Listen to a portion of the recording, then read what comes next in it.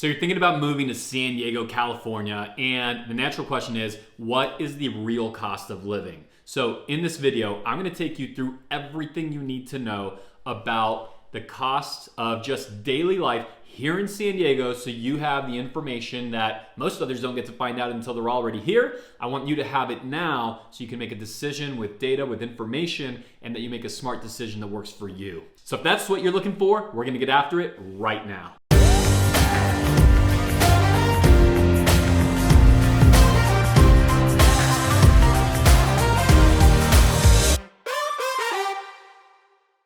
If this is your first time to the channel and you want to know everything there is to know about living in San Diego County, make sure you hit the subscribe button and tap that bell for notifications so you're the first to get notified of any new videos and any changing market conditions here in San Diego. I'm Dan Beer, and every single day people just like you are reaching out via text message, phone call, email, wanting to know how they can make a move here to San Diego. So whether that's in 9 days, 9 months, 9 years for you, we absolutely love answering those questions and helping you make a smooth move to San Diego, California. So shoot us a text, give us a phone call, set up an appointment. We'll help you make that transition. Now, the natural question anybody has when they're making this move is, you hear constantly about the cost of living, not just in San Diego, but across California as a whole. And so I want to take you through what is the reality of it. Let's jump into that, starting with the natural, which is just home prices. So home prices in San Diego right now, $915,000 is the median home price for a single family home. So $915,000, you can get less, you can get for more, of course. And if you're looking for attached property, townhomes, condos, it can absolutely improve from there. But there's no denying it. It is just simply more expensive than most parts of the nation. There's a few exceptions out there, of course, like Los Angeles, which is at $950,000, still higher than here. San Francisco, forget about it. $1.4 million average price point, or median price point, excuse me, in San Francisco. So we look cheap compared to them, which is actually why so many San Franciscans are making that move to beautiful San Diego. And across the country, still, for perspective, because we could celebrate how much less expensive we are than the other coastal, prime California communities, but across the country, that median is $428,000. So we are literally about twice as much as the price across the country for that single family home. It's just a reality of what it is. There are some advantages, so stay with us here, because when I cover property taxes, we actually have some property tax advantages over a lot of other areas, so you'll want to understand what those are. But still, look, there's no way around it. It's expensive. Let's pivot over to rent. So for a 3-bedroom property, 3-bedroom apartment in the city center, it is $3,578 on average here in San Diego. Let's compare that to across the country. That same property would be about $2,202. So there's a significant difference there. But also in terms of earnings, there's going to be a significant difference, because we also do make more money than what people are paid in most of those communities across the country. So what you're going to find as we go through this conversation is, yes, it is more expensive when you look at what does this cost versus that in another place, but there are some things that kind of compensate and make it not as painful. But I also don't want to pretend like there isn't a sunshine tax here, because there absolutely is. There's no denying it. There's no way around that one. Let's go over here quickly. Property taxes. There's parts around the country where property taxes can hit 3%, 4%, the Texas, Floridas, New Jerseys of the world come to mind. We have an absolute property tax advantage, primarily because of Prop 13. Property taxes here in San Diego on a base rate, 0.73%, which is actually under the national average of 1.07.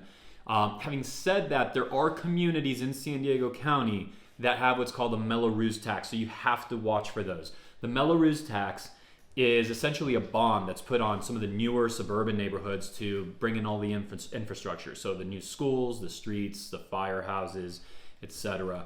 To get those in, they've taken out these bonds that we refer to as Mello-Roos. So if you're looking through listings, you're working with your agent and you see Mello-Roos, that's what it is. It's paid along with your property taxes, which we pay twice a year.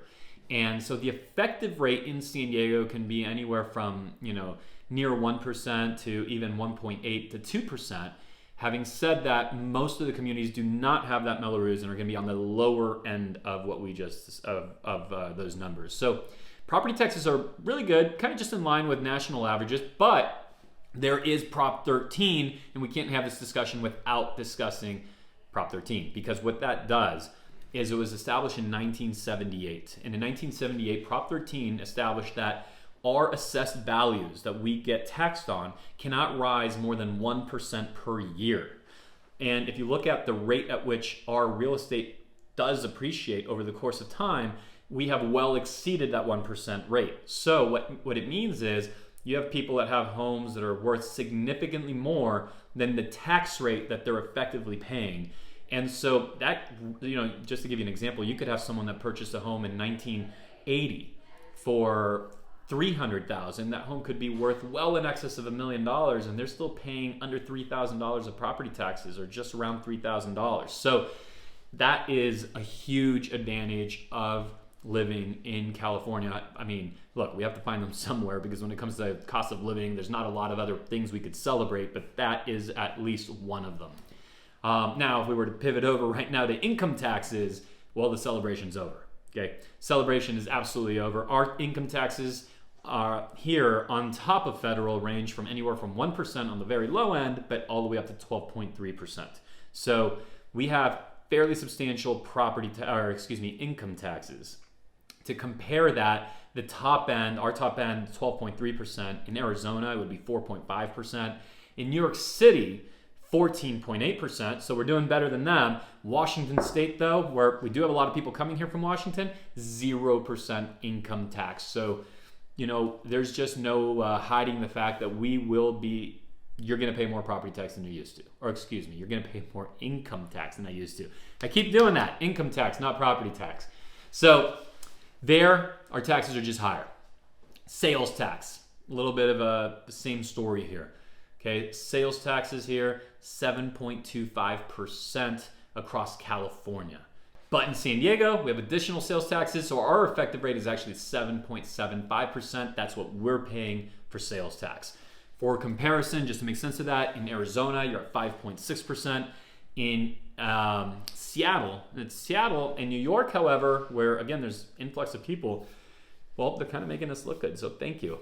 New York City, 8.875%, and it can go way higher than that in certain categories like parking and garage storage, where it can literally exceed over 10%. Seattle, you're at 8.8%, but on food and beverage, 9.3%. So again, an area where we're not looking terribly compared to some of these markets, but still definitely well over the national average. Again, in San Diego, you should be expecting to pay about 7.75% on sales tax. So how do we stomach all these extra taxes? How do we absorb them? Well, the good news is we do earn higher wages and across the country on a median basis. Median earnings across the United States of America for an individual, $44,000. Here, $83,000. So significantly more, almost double, and that helps, right? Because we're going to have a bite of that taken out with our income taxes, and then that sales tax, and so on and so on. So just the general cost of living. We'll get into it right now. We'll even talk about just what's casual dining, right? What's a pint of beer? How about fast food? I'll give you a lot of that so you get a true sense. And why don't we just pivot now to utilities? So if you're a family of four, utilities, being gas and electric, you could expect to pay about $177 a month as a family. Across the United States, you'd be paying about $166. So slightly more here, but not really as much as people might think. Now, the average kilowatt, the actual price of the utilities used is significantly higher here. But because of our weather, that's where we just simply don't use as much air conditioning. We don't use as much heating.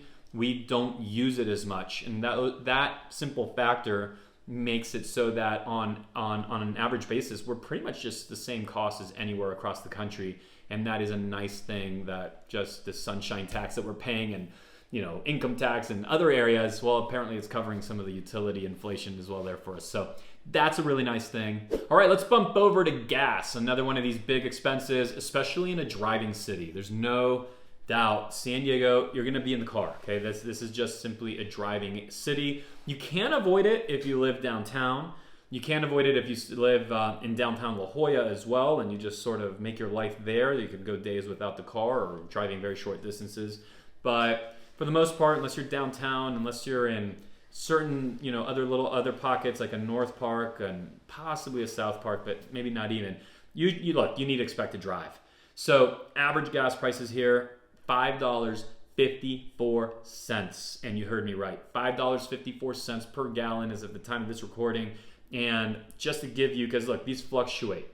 So just to give you context for how that compares to the national average, on a national basis, that would be $3.76. Okay, $3.76 for what right here? $5.54. And that's not a San Diego thing. It is a California thing. There are all kinds of laws in place that just make it really expensive for refineries to operate. A lot of them had to go out of business. There's carbon caps that are put in place. It is a challenging market, a very, very expensive place to do business if you're in that oil and gas space here in California. It's just not friendly to those industries. A lot of the green, and climate initiatives. And sure, there's absolute benefits to that, but when it comes to cost of living, well, no. It just makes for significantly more, not just a little bit more, but truly significantly more expensive gas prices. All right, let's start to shift over to just some lifestyle things. Let's start with daycare.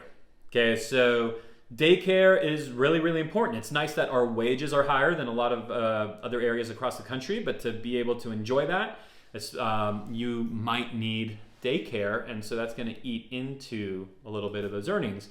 Daycare monthly that you could expect to spend on daycare here in San Diego is going to be about $1,397. For the same service on a national average, it'd be about $1,076. So you could essentially expect to pay about $320 more per month for daycare than you would be paying in the average of across the country. So that is a place where it is going to just simply be a higher cost of living here. And as we transition over just to day-to-day lifestyle, like how about a pint of beer, right? How much is a pint of beer? Well, you could expect to be at $7 for a pint of beer. And I'm going to rattle off a whole bunch more just day-to-day that I think you might find interesting. And I've got a little printout here because I've got too much of them to just have in my head. But I want to give them all to you here. How about a liter of milk, $1.05. A kilo, which would be 2.2 pounds of chicken breast for the house, $13.30. How about dining out? If you're dining out, okay, casual dining, $69 you could expect to pay. What's casual dining? Think your, not your fancy super high-end white cloth, not that. But still a sit-down meal where you're waited on and there's two of you sitting at that meal, you could expect to pay $69. If you're doing fast food, for fast food, just for a meal for yourself, what you could expect to pay is $9.59. Think like a McDonald's burger, fries, and soda. You're going to be right about $9.59 for the fast food.